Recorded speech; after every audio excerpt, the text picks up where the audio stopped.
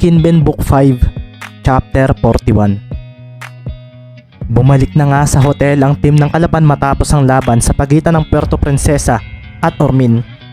Nanalo nga ang Divers sa score na 105-110. Naging malaking factor ang paglalaro ni Calvin Barrientos sa laban, lalo na ang huling 4-point play nito na naging dahilan upang ma-foul out ang ace player ng Tamaraws na si Henrik Ramirez. Si Rare Marquez naman ang naging player of the game. Kaso, sa mata ng mga manonood ay si Barrientos ang nagpapanalo ng larong iyon. Ang clutch plays nito ang magpapatunay na hindi ito basta-bastang manlalaro. Kahit nga ang mga players ng ibang teams ay humanga sa ginawa nito. Mas lalo tuloy silang nagka-ideya na magiging malaking sakit sa ulo nila ito sa oras na makalaban nila. May problema ba, Ricky? Tanong nga bigla ni Maki na tanging kasama ni Ricky sa loob ng kanilang kwarto. Lumabas kasi sina Martin, Baron at Larry. Wala naman kuya, sagot ni Ricky na agad nang ngumiti. Nakita kasi ni Maki na nakatulala ito habang nakatingin sa kisame. Parang may malalim daw itong iniisip. Iniisip mo ba ang naging performance ng Puerto Princesa kanina? Sila ang sunod nating makakalaban. Sambit nga ni Maki na napatingin pa sa kanyang phone dahil kachat din niya ang kanyang asawa. Nag 1-on-1 kami ni Rare kuya at natalo niya ako. Pero mukhang mas magaling pa nga rito si Calvin. Kaya pwedeng mahirapan din akong pigilan siya. Wika ni Ricky na bumangon na mula sa pagkakahiga at kinuha na ang kanyang phone na nasa tabi. Paano ka tinalo ni Marquez? Napangiti si Ricky sa tanong na iyon ni Maki. Pure shooting. Hindi ko mahuli ang timing ng bitaw niya mula sa ibaba. Sagot ni Ricky na ikinatango naman ni Maki. Nakita ko nga rin kanina ang shooting ni Marquez. Nagkataon nga lang na noong pahuli ay hindi na siya pinahawak ni Ramirez ng bola. Sabi naman ni Maki na sumimpli ng tingin kay Ricky na tumango-tango rin.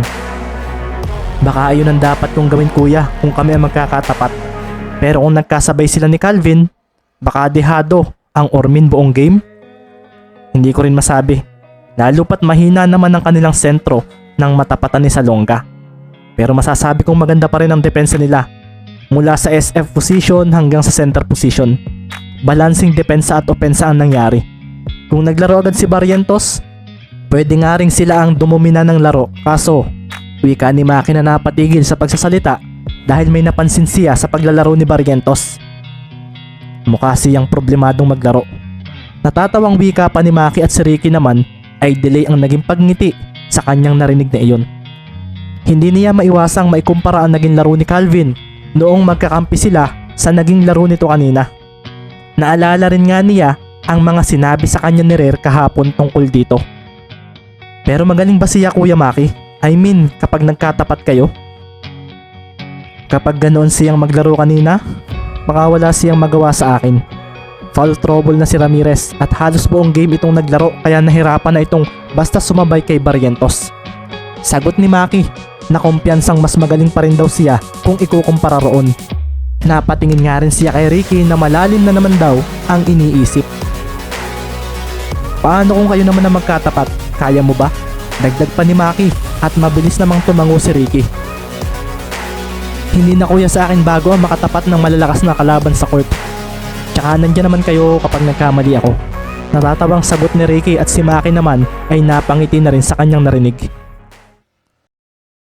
Kinahaponan, sa Palawan State University naman nga ginanap ang ikatlong laro sa araw na ito. Ang larong ito ay sa pagitan ng teams na parehong natalo noong unang araw, ang Palawan Falcons at ang Occidental Mindoro Mangyans. Matapos nga ang warm-up ay makikita na nga ang paghahanda ng mga papasok sa game. Makikita nga nakatayo na si Soko na braided ang buhok. Nakaakbay rin dito si Aguilar na may headband pang pula sa ulo. Sa pagsilbato nga ng referee ay doon na nga rin nag-ingay ang crowd at nakaramdam sila ng excitement nang magkaharap na ang mga manlalaro sa loob ng court. Si Captain Tank nga ay nginitian pa ang makakatapat niyang si Peter Lanete. Habang si Reggie Aguilar naman at Soko ay kay lastimosa napatingin ng pumwesto na ito. Si Gamboa at Gomez naman ay nagkatinginan at nagkatanguan. Nang pumunta na nga sa gitna ang referee na may dala ng bola, ay dito na nga humanda ang mga players. Sumilbato ang referee at sa pagbato nito pataas sa bola ay doon na nga naganap ang jump ball ng laro. Sabay na tumalon ang dalawang sentro at si Tankhang nanalo. At mabilis namang sinambot ni Yuso ng bola, ang power forward ng Falcons na nakasuot ng pulang jersey. Ipinasa nga nito ang bola sa point guard nilang si Lazaro na mabilis namang binantayan ni Gomez. Kalmadong pagtawid lang sa bola ang nangyari at ang Oxy nga ay kalmado lang na dumepensa. Tama lang, pero hindi sobrang agresibo. Si Aguilar nga ay nginitian agad si Lastimosa na parang wala namang pakialam sa kanya. Si Gamboa naman ay dinikita na si Soko na pasimpleng kumukuha ng buwelo. Mr. Speed, sambit ni Gamboa at dito na nga rin bumigla si Soko ng taka sa kanya gamit ang isang biglaang pag-ikot pakaliwa. Nang makita naman ito ni Lazaro ay agad itong umatake at isang bounce pass ang kanyang ginawa papunta sa kanyang kakampi na nagsimula ng umatake. Pagkasambot ni Soko sa bola ay nakikita rin agad ang paggalaw ng kanyang mga kakampi at nang muli siyang lampasan at depensahan ni Gamboa ay dito na nga bumaba ang dribbling nito. Hinarangan nga ni Julius si Soko at inabantehan, kaso tumalikod ng bahagya si Derek at pagkatapos sa isang mabilis na paggalaw pa kanan sinundan ng pagkaliwa ang kanyang ipinamalas. Ang bilis noon at nasa ere na rin ito para sa isang jump shot. Sinabayan pa nga siya ni Gamboa kaso huli na ito dahil sa mabilis nitong pagbitaw sa bola. 2-0 agad at ito ang nagpaingay sa mga manonood. Paglapag ni Soko ay sineryosohan na lang niya ng tingin ang kanyang defender. Napangisi naman si Gamboa at sa pagpunta ng bola sa Oxy ay napaseryoso naman si Aguilar nang takasan siya ni Lastimosa nang gamitin nito ang screen nila Nete. Nag-cut si Lastimosa at agad na ibinato ni Gomez ang bola rito. Inatake nga ni Kyle ang basket at nang subukan siyang pigilan ni Tank ay mabilis niyang iniiwas ang bola rito para magpakawala agad ng isang highlight play. Isang reverse layup iyon at sa paglapag nito ay agad nitong binalikan si Aguilar na mabilis niyang binantayan dahil sa kalaban na uli ang possession. Si Lazaro nga ay napatras na lang nang kamuntikan na siyang maagawan ni Gomez. Nang makita nga niya si Soko ay agad niyang ibinato rito ang bola. Pagkasambot ni Soko sa bola ay bigla na lang siyang gumalaw pa kanan at binigla ng mabilis sa pagkaliwa ang nasa harapan niyang si Gamboa. Ginamit ito ang kanyang bilis at napaatras si Julius dahil paglingon niya ay dalawang hakbang na kaagad ang agwat niya mula kay Soko. Inatake nito ang basket kaso napaseryoso ito at napahinto nang lumitaw sa tabi niya si Lastimosa. Mr. Speed, sambit nga ni Lastimosa sa sarili at mabilis niyang iginalaw ang kanyang kamay para agawin ang bola. Iniiwas naman ni Soko ang bola kaso napaseryoso ang mga manonood nang nasa kabilang tabi na nito si Gamboa at agad nitong hinaklit ang hawak nito. Isang steal ang nangyari at sa paghawak ni Gamboa sa bola ay agad niya itong ibinato kay Gomez.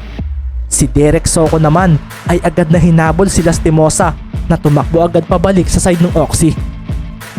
Kaso gumamit si Lastimosa ng screen mula kay Ruel Lazaro at sa pagbangga rito ni Soko ay doon na nga napaseryoso si Gomez at agad niyang ibinato ang bola. Nasambot ni Kyle ang bola at sa pagharang sa kanya ni Aguilar ay mabilis niya itong hinawakan gamit ang dalawang kamay at gumalaw pa kanan pagkatapos. Sa paggalaw ni Reggie sa depensa ay dito na nga bumigla si Lastimosa ng pagkaliwa na sinamahan niya ng pagtagong sa bola. Dalawang hakbang ang kanyang ginawa ng lampasan ang kanyang defender at napaseryoso ang mga manonood nang makita ang Eurostep na iyon. Sinabayan naman ni Tank sa ere si Lastimosa kaso ang braso nito ang kanyang nahampas imbis na ang bola.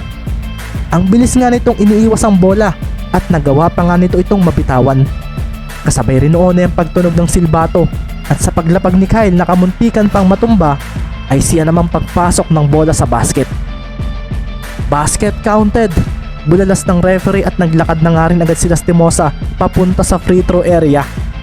Kalmado lang ito at ramdam ng marami ang lakas ng dating nito. Habang pinapanood nga ni Maki si Kyle ay bigla na lang din niyang iniikot ang kanyang tingin sa paligid sa mga manonood. Naipasok pa ni Kyle ang bonus shot at kasabay nito ay ang paggalaw ng isa niyang mata sa isang parte sa audience area. Nakakita nga siya ng isang lalaking nakasombrero ng itim, nakamask at naka-shirt ng V-neck white. Ano kayang ginagawa ng isang ito rito? Naitanong na nga lang ni Kyle sa sarili nang makitang nakakubli sa audience area ang kakambal niya. Nakita niya ito kanina nang hindi inaasahan at kahit pa raw mag-disguise ito, ramdam niyang si Kyrie ito. 5-2 ang score at mukhang may isang matinding performance na masasaksihan ng mga manonood mula sa isang manlalaro ng Occidental Mindoro. Gumalaw naman ang mga mata ng lalaking nakamask at nakakap ng black. Pinagmasdan niya si Kyle at sa likuran ng taklob sa bibig niya ay isang ngiti ang sumilay sa kanyang labi. Nandito ka lang pala, Kyle, sa isang mahinang liga naglalaro. Sambit ni Kyrie sa sarili. Naisipan nga niyang pumunta ng Palawan hindi para kay Kyle, kundi para sa isang player na nais niyang personal na imbitahin na sumali sa team na kanyang kinabibilangan.